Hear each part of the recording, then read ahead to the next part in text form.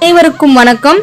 நல்லம்பாக்கத்தில் அமைந்துள்ள திருநல்லமங்கை ஈஸ்வரி சமேத சொர்ணலிங்கேஸ்வரர் ஆலயத்துல இப்போ முருகப்பெருமானையும் வள்ளி தெய்வானையோட பிரதிஷ்டை செய்யறதுக்கான வேலைகள் எல்லாம் நடந்துகிட்டு இருக்குங்க. சிலை வாங்குவதற்காக உங்களால முடிந்த தொகையை நீங்க கொடுத்து உதவினீங்கன்னா ரொம்ப பெரிய ஒரு கைங்கரியமா இருக்கும். பக்தி ஒளி நேயர்களுக்கு என் அன்பான ஆன்மீக வணக்கம். இன்னைக்கு நம்ம என்ன சாப்டர் பத்தி டிஸ்கஸ் பண்ண போறோம் அப்படின்னாங்க, இப்ப இந்த ஹஸ்பண்ட் ஒய்ஃப் அப்படின்னு இருக்காங்க பாத்தீங்களா. நான் பாக்குறேன் 100 ஹஸ்பண்ட் ஒய்ஃப் இருக்காங்க அப்படின்னா அதுல 99 ஃபேமிலிஸ்ல வந்து பாத்தீங்கன்னா கான்ஃபிளிக்ட்ஸ் தான் இருக்கு. இப்ப பேஷண்ட்ஸே வருவாங்க, சொல்லுவாங்க, நாங்க சொல்லுவேன் ஏதாவது ஹெல்த் ரிலேட்டட் இஷ்யூஸ் தானே வராங்க டாக்டர் கிட்ட. நான் சொல்லுவேன் ஸ்ட்ரெஸ் இல்லாம இருங்கம்மா அப்படிம்பேன். எங்க மேடம் எங்க வீட்டுக்கார் தான் பெரிய ஸ்ட்ரெஸ் அப்படிம்பாங்க. அதே மாதிரி ஜென்ஸ்க்கு சொல்றேன்னு வச்சுக்கோங்களேன், எங்க மேடம் எங்க பொண்டாட்டி தான் பெரிய ஸ்ட்ரெஸ் அப்படிம்பாங்க. சோ இந்த மாதிரி நிறைய நான் ஒண்ணு சொன்னா அது ஒண்ணு நினைச்சுக்குது மேடம், அதுவா எதையாவது நினைச்சுக்கணும், அதுவா பேசுது இப்படின்னு நிறைய விஷயம் நீங்களும் இதெல்லாம் கேள்விப்பட்டிருப்பீங்க அப்படின்னு ஹஸ்பண்ட் சொல்லுவாரு. லேடிஸ் என்ன சொல்லுவாங்கன்னா, மேடம் வேலை வேலை வேலைன்னு இருக்காங்க, நம்மள கவனிச்சா தானே அப்படிம்பாங்க. ஆனா இன்னொரு விஷயங்க, இதுல வேலை வேலை வேலைன்னு இருந்தாதான் உங்களை கவனிக்க முடியும். உங்களை வந்து அம்மா கண்ணே ராஜா முக்கு அப்படின்னு பார்த்து கொஞ்சிட்டு இருந்தா போதுமா? சம்பாதிக்கணும் இல்லைங்களா? சம்பாரிச்சாதானே குடும்பம் நல்லா இருக்கும், குழந்தைங்க நல்லா இருப்பாங்க. பட் ஓகே, அவங்களுக்கு அப்படி தோணுது. அப்ப நான் இந்த வார்த்தையை சொல்லுவேன், அம்மா அவர் வந்து வேலை வேலைன்னு ஓடலன்னா எப்படிமா, சம்பாதிக்காம எப்படிமா வாழ்க்கை ஓடும் அப்படின்னா, சம்பாதிக்கிட்டோம் மேடம், வேணான்னா சொன்னோம். குழந்தைங்க அப்படின்னு கொஞ்சம் டைம் ஒதுக்கலாம், ஃபேமிலின்னு கொஞ்சம் டைம் ஒதுக்கலாம் இல்ல மேடம். நாங்க என்ன 24 மணி நேரமா எங்க கூட இருக்கணும்னு சொல்றோம் அப்படின்னு அவங்க திரும்பி கேட்பாங்க. ஓகே, அது அவங்களுக்கு உள்ள போய் பார்க்கும்போது, நம்ம வெளியே இருந்து பார்க்கும்போது நம்மளுக்கு ஹஸ்பண்ட் தப்பா ஒய்ஃப் தப்பா, சில நேரம் ஹஸ்பண்ட் தப்புன்னு தோணும், சில நேரம் ஒய்ஃப் தப்புன்னு தோணும். உள்ள போய் பார்க்கும்போது அப்பதான் அவங்களுக்கு யார் தப்புன்னு தெரியும். இன்னும் ஒரு சில சமயத்துல வந்து பாத்தீங்கன்னா யார் தப்புமே இருக்காது, 2 பேருமே பெர்ஃபெக்டா இருப்பாங்க. ஒவ்வொருத்தவங்களோட மனநிலை வந்து ஓவரா எக்ஸ்பெக்ட் பண்ணி இவங்களா வந்து கஷ்டப்படுத்திப்பாங்க. எதிர்பார்ப்புகள் இருந்தாதான் ஏமாற்றங்கள் இருக்கும் அப்படின்னு புத்தர் சொன்னது வந்து நம்மளுக்கு அங்கதான் தெரியும். எதிர்பார்ப்புகளே இல்லைன்னா வாழ்க்கை வந்து என்னைக்குமே சந்தோஷமா தான் இருக்கும். ஆனா நம்ம என்ன பண்றோம், நம்ம யார் எதிர்பார்க்காம இருக்கிறோம். இப்ப நானே இருந்தா கூட எங்க ஹஸ்பண்ட் கிட்ட இது வேணும் அப்படின்னு எதிர்பார்க்கணும், என் குழந்தை கிட்ட இது வேணும்னு எதிர்பார்த்துட்டு இருந்த ஒரு காலத்துல. இப்ப இல்ல. அதாவது இப்ப எப்படி நினைக்கிறேன்னா, எங்க ஹஸ்பண்ட் எப்படி இருக்காரு, அவரோட life style let him B.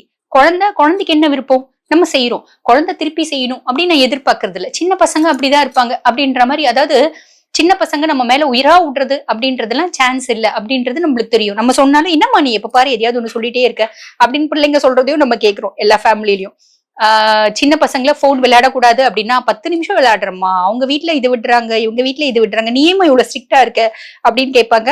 அப்ப நானும் வந்து 1/4 மணி நேரம் போன் விளையாடு, 1/4 மணி நேரம் ஃப்ரெண்ட்ஸோட விளையாடு அப்படின்ற மாதிரி டைம் விட்டுட்டேன். என்னன்னா வாழ்க்கை எனக்கு இப்பதான் புரிஞ்சிச்சு. சோ நீங்களும் இதெல்லாம் புரிஞ்சுக்கோங்க. வாழ்க்கையினோட யதார்த்தம் அப்படின்றது நிறைய இருக்கு. நம்ம புரிஞ்சுக்கினா லைஃப் வந்து பாத்தீங்கன்னா சொர்க்கங்க. சந்தோஷத்தை நம்ம தேடி போறது அப்படிங்கறத விட இருக்கிறதுல சந்தோஷத்தை நம்ம ஏற்படுத்திக்கணும். இதுதான் புத்திசாலித்தனம். ஓகே, எனிவே இப்ப இதுக்கும் மேல வந்து பாருங்க, இந்த ஹஸ்பண்ட் ஒய்ஃப் நிறைய கான்ஃபிளிக்ட்ஸ் இருக்கு பாத்தீங்களா. இவங்க வந்து நிறைய கிளைண்ட்ஸ் வந்து கேட்பாங்க, ஏதாவது ஒரு பரிகாரம் சொல்லுங்க மேடம், நாங்க வந்து சந்தோஷமா எங்க வீட்டுக்காரோட வாழறதுக்கு, எங்க வீட்டுக்காருக்கு என் மேல நல்ல அட்ராக்ஷன் வரணும், நாங்க 2 பேரும் அந்யோன்யமா வாழணும் அப்படின்னு நிறைய கேட்பாங்க. அவங்களுக்கு வந்து நாங்க என்ன சொல்லுவோம் அப்படின்னு கேட்டீங்கன்னா, சுக்கிர வழிபாடு சொல்லுவாங்க. அவங்களோட கலத்திர ஸ்தானத்தை பார்த்தா, கலத்திர ஸ்தானம்ன்றது 7வது ஸ்தானம். ஜாதகத்துல வந்து பாத்தீங்கன்னா பெருசா இருக்காது. பெருசா வந்து அந்யோன்யம் அப்படின்றது ஜாதகத்திலேயே இருக்காது. ஜாதகத்திலேயே இல்ல அப்படின் போது நம்ம கொண்டு வர்றது அப்படின்றது கொஞ்சம் கஷ்டம். பட் ஒரு 80% கொண்டு வர முடியும். எதனால அப்படின்னு கேட்டீங்கன்னா, இறை வழிபாட்டுனால. ஜென்ரலாவே வந்து பாருங்க, ஜாதகத்தை மாத்தக்கூடியது இறை வழிபாடு. நான் எத்தனையோ கிளைண்ட்ஸ்க்கு பார்த்திருக்கேன், எத்தனையோ என்னோட பதிவுகள்ல சொல்லவும் சொல்லியிருக்கேன். விதி வழி எதுவா இருந்தாலும் விதியை மாத்துறது அப்படின்றது கடவுளால முடியும் அப்படின்றது நான் சாலிடா நம்புறது. என்னோட லைஃபை மட்டும் வச்சு நான் நம்புறது இல்ல. எத்தனையோ கிளைண்ட்ஸ்ல வந்து பல மிராக்கிள்ஸ் நடந்திருக்கு, அதை வச்சு நான் நம்புறேன். ஓகேங்களா. அதே மாதிரி அந்த விதியை மாத்தக்கூடிய தன்மை 2 கடவுள் தான் உலகத்திலேயே இருக்கு. அது யாருக்கு அப்படின்னு கேட்டீங்கன்னா, அதாவது அவங்களுக்கு இருக்க கெப்பாபிலிட்டியை நான் சொல்லல, அவங்களுக்கு இருக்க மனசு. ஒண்ணு பரமேஸ்வரன் என்ன கேட்டாலும் கொடுப்பான், இன்னொன்னு அம்பாள் என்ன கேட்டாலும் கொடுப்பா. ஓகேங்களா. சோ ஓகே, இப்ப நம்ம சுக்கிரன் வந்து பாத்தீங்கன்னா அசுர குரு அப்படின்றதுனால அவனுக்கு வந்து கேட்டதை கொடுத்துருவான். ஓகேங்களா. ராகு கேட்டதை கொடுத்துருவான். சனி கேட்டாலும் கொடுக்க மாட்டாரு. எது உனக்கு கிடைக்கணும்னு இருக்குதோ அதை தான் கொடுப்பாரு. புரியுதுங்களா. சோ இந்த மாதிரி ஒவ்வொரு கிரகங்களுக்கும் ஒவ்வொரு பிளஸ் இருக்கு. சோ அந்த விதத்துல வந்து பாத்தீங்கன்னா சுக்கிர பகவான் இவருக்கு வழிபாடு செய்ய சொல்வேன். இவருக்கு எப்படி வழிபாடு செய்ய சொல்வேன் அப்படின்னு கேட்டீங்கன்னா, ஃபர்ஸ்ட் விஷயம், வெள்ளிக்கிழமை சுக்கிரனுக்கு உகந்த நாளுங்க. ஓகேங்களா. வெள்ளிக்கிழமையானா ஈவினிங், ஒண்ணு பிரம்ம முகூர்த்தம் இல்ல ஈவினிங் ஒரு விளக்கு ஜென்ரலா நாங்க நிறைய பரிகார விளக்கு சொல்லுவோங்க. பரிகார விளக்கு சாதா விளக்குக்கு சமம் கிடையாது. ஆக்சுவலி என்னன்னா, பரிகார விளக்குன்றது நாங்க இத்தனை நாள் செய்ய சொல்றோம். 48 நாள் 21 நாள் செய்ய சொல்றோம். அதையே ரெகுலரா வீட்டுல ஏத்தணும் அப்படின்றது கிடையாது. வீட்டுல ஏத்துறதுக்கு அப்படின்னு சாதாரண விளக்கு தான். பரிகார விளக்குக்கான பலன் வேற, சாதா நம்ம டெய்லி விளக்கேற்றோம் பாத்தீங்களா, அதுக்கான பலன் வேற. ஓகேங்களா? சோ இப்ப இந்த மாதிரி கணவன் மனைவி கான்ஃபிளிக்ஸா இருக்கிறவங்க இந்த பரிகாரத்தை செய்யலாம். அது என்ன பரிகாரம் அப்படின்னு கேட்டீங்கன்னா, வெள்ளிக்கிழமை ஒண்ணு பிரம்ம முகூர்த்தத்துல, இல்லைன்னா ஈவினிங் சுக்கிர ஓரையில பண்றது விசேஷம். பட் அந்த சுக்கிர ஓரை நீங்க தேடி பண்றதை விட ஈவினிங் 6 மணிக்கு மேல எல்லாமே நல்ல நேரம் தான். அப்ப வந்து பாருங்க, ஒரு விளக்கேத்தணும். அந்த விளக்குல வந்து பாருங்க, வெள்ளத்திரி, சாதா வெள்ளை பஞ்சு திரி போட்டுடணும், நெய் ஊத்திடணும். நெய் ஊத்திட்டு கல்கண்டு போட சொல்லுவோம். அதுல சுக்கிரனுக்கு பிரீத்தி அப்படின்றதுனால கல்கண்டு போட்டு, இது யாருக்கெல்லாம் சொல்லுவோம், கலத்திரஸ்தானம் சரியில்லாதவங்களுக்கு சொல்லுவோம். அதை வந்து விளக்கேத்தி சுக்கிர பகவானோட காயத்ரி, ஓகேங்களா, இல்லைன்னா வந்து பாருங்க சுக்கிர பகவானோட நிறைய மந்திரம் இருக்கு, அது நான் இந்த எண்ட்ல சொல்றேன். அந்த சுக்கிர பகவானோட மந்திரம் 108 முறை சொல்லுவோம். 108 முறை சொல்லி சுக்கிரனுக்கு நிவேதனம் வைக்க சொல்லுவோம். அந்த நிவேதனம் என்ன, வெள்ளையா இருக்குது, அதாவது கேசரி கலர் போடாம வெள்ளை கேசரி, பால் பொங்கல் இந்த மாதிரி வச்சு நிவேதனம் பண்ண சொல்லுவோம். இது எத்தனை நாள் செய்ய சொல்லுவோம், 48 நாள் தொடர்ந்து செய்ய சொல்லுவோம். 48 நாள் தொடர்ந்து செய்ய செய்ய ஹஸ்பண்ட் ஒய்ஃப்குள்ள பெரிய கான்ஃபிளிக்ஸ், பெரிய சண்டை. இப்ப கேரக்டர் வைஸ் நிறைய பேருக்கு மாறுது இல்லைங்களா. இப்ப ஹஸ்பண்ட்க்கு வந்து ராகு தசை இருக்கலாம், ராகு புத்தி இருக்கலாம், கேரக்டர் வைஸ் அவருக்கு ஒரு எக்ஸ்ட்ரா மேரிட்டல் அஃபேர் இருக்கலாம், இந்த அம்மாவை சுத்தமா கவனிக்காமையே இருக்கலாம். எத்தனையோ ஹஸ்பண்ட் ஒய்ஃப்குள்ள பிரச்சனை இருக்கு.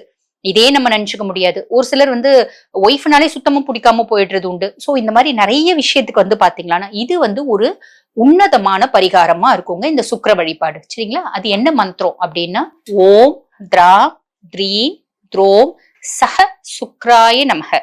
ஓம் திராம் த்ரீம் த்ரோம் சஹ சுக்ராய நமக. ஓம் திராம் த்ரீம் த்ரோம் சஹ சுக்ராய நமக. இந்த மந்திரம் நீங்க சொல்லலாம். இல்லைன்னா ஓம் ஷு சுக்ராய நமக. ஓம் ஷு சுக்ராய நமக. ஓம் ஷு சுக்ராய நமக. இந்த மந்திரம் நீங்க சொல்லலாம். இது எதுவுமே முடியலைங்க, ஓம் சுக்ராய நமக, ஓம் சுக்ராய நமக, ஓம் சுக்ராய நமக. இந்த மந்திரம் நீங்க சொல்லலாம். இது வந்து 108 முறை சொல்லி 48 நாள் தொடர்ந்து செய்யுங்க. ஆக்சுவலி என்னன்னா, வெள்ளிக்கிழமை 48 வெள்ளிக்கிழமை செய்யலாம். ரொம்ப கான்ஃபிடன்ஸ் ஜாஸ்தி இருக்குங்க அப்படின்னா டெய்லி தொடர்ந்து 48 நாள் மென்சஸ் டைம் போது அந்த தீட்டு நாள் வந்து நீங்க விட்டுருங்க. இப்ப 20 நாள் முடிச்சிருக்கீங்க, தீட்டு வந்துருச்சு, ஒரு 7 நாள் விட்டுட்டு அந்த 8வது நாள் ஆரம்பிக்கும் போது 21வது நாளா கணக்கு வச்சு நீங்க செய்யணும். வெள்ளிக்கிழமை செய்யறதும் விசேஷம். உங்களோட பிரச்சனை எப்படி இருக்கோ அதை பொறுத்து. சிலருக்கு வந்து வெள்ளிக்கிழமையானா தொடர்ந்து 16 வெள்ளிக்கிழமை செய்ய சொல்லுவோம். ஒரு சிலருக்கு 48 நாள் தொடர்ந்து செய்ய சொல்லுவோம். ஒரு சிலருக்கு 21 நாள் தொடர்ந்து செய்ய சொல்லுவோம். என்ன கேட்டா, நீங்க வந்து வெள்ளிக்கிழமை செய்யும் போது லேட் ஆகும். அப்ப நீங்க என்ன பண்ணுங்க, 48 நாள் தொடர்ந்து செய்யுங்க. ஓகேங்களா? இது வந்து உங்களுக்கு ரொம்ப ஒரு உத்தமமான பலனை கொடுக்கும். இன்னொரு பரிகாரம் என்ன அப்படின்னு கேட்டீங்கன்னா, ரொம்ப பிரச்சனை இருக்குங்க. ஹஸ்பண்ட் ஒய்ஃப் பிரிஞ்சிடுற நிலைமையில இருக்காங்க. அது எத்தனையோ காரணம். ஓகேங்களா? அந்த காரணத்துக்குள்ள உங்களுக்கு நம்ம ஆல்ரெடி சொன்ன மாதிரி எக்ஸ்ட்ரா மேரிட்டல் அஃபேர் இருக்கலாம், இல்ல இவங்க 2 பேருக்குமே ஒத்து வராம இருக்கலாம், இல்ல ஜாதக ரீதியாவே இவங்களுக்கு வந்து டிவோர்ஸ் ஆகணும், ஹஸ்பண்ட்க்கு 2வது கல்யாணம் ஆகணும், ஒய்ஃப்க்கு 2வது கல்யாணம் ஆகணும், இந்த மாதிரி பிராப்தம் இருக்கலாம். அப்ப அந்த மாதிரி இருக்கு. உங்களுக்கு என்ன பண்ண சொல்லுவோம்னா, ஹஸ்பண்டோட ட்ரெஸ் இருக்கு பாத்தீங்களா, அது ஒரு துண்டு எடுத்துக்க சொல்லுவோம். ஒய்ஃப்னோட ட்ரெஸ் ஒரு துண்டு எடுத்துக்க சொல்லுவோம். எடுத்துட்டு அதை வந்து என்ன பண்ண சொல்லுவோம்னா, ஒரு வெத்தலையை வச்சுட்டு அந்த 2 துண்டையும் அதுல கட்டிடணும். கட்டிட்டு இன்னொரு வெத்தலையை லைட்டா வந்து கசக்கிடணும்.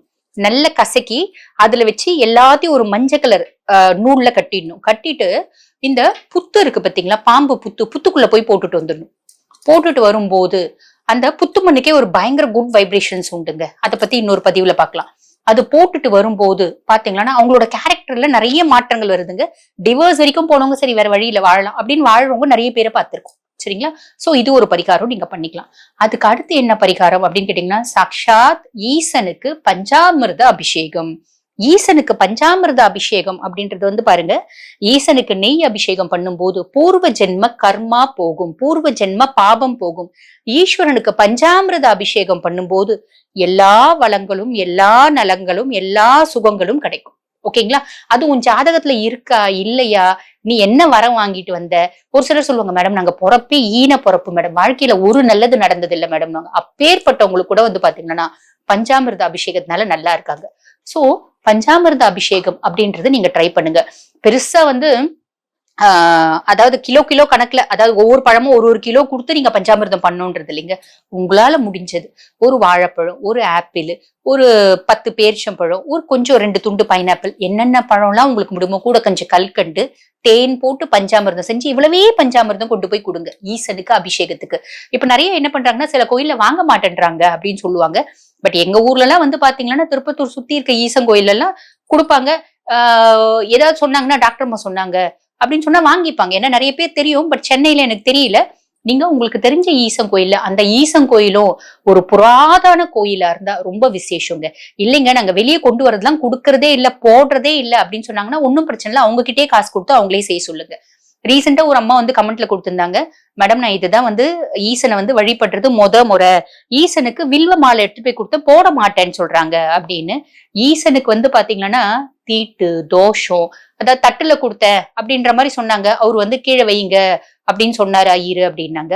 இப்படி போடக்கூடாது அப்படின்னு. போடக்கூடாதுன்னா ஒண்ணுமே இல்லைங்க. கண்ணப்பன் காலை வச்சு கைய வச்சான் ஈசனோட முகத்துல, ஓகேங்களா. பன்றி கறியை நிவேதனமா வச்சான். அத்தனையும் ஏத்துக்க கூடியவர் பகவான். எந்த நியமங்களோ ஆச்சாரியமோ தீட்டோ சிவ வழிபாட்டுக்கு கிடையாதுங்க, ஓகேங்களா. சிவ வழிபாடு அப்படின்றது சிவன் நினைக்கணும், நீங்க அவனை கும்பிடணும் அப்படின்னு உங்களுக்கு பிராப்தம் இருக்கணும். நீங்க ஈசனை கும்புறதுக்கு இல்ல, தீட்சை கொடுக்கறதுக்கும் ஆள் தேவையில்லை. சிவ வழிபாடு இந்த ப்ரொசீஜர் தான் அப்படின்றதுக்கும் கிடையாது. எப்படி வேணா சிவனை கும்பிடலாம், எப்படி வேணா கும்பிடலாம்.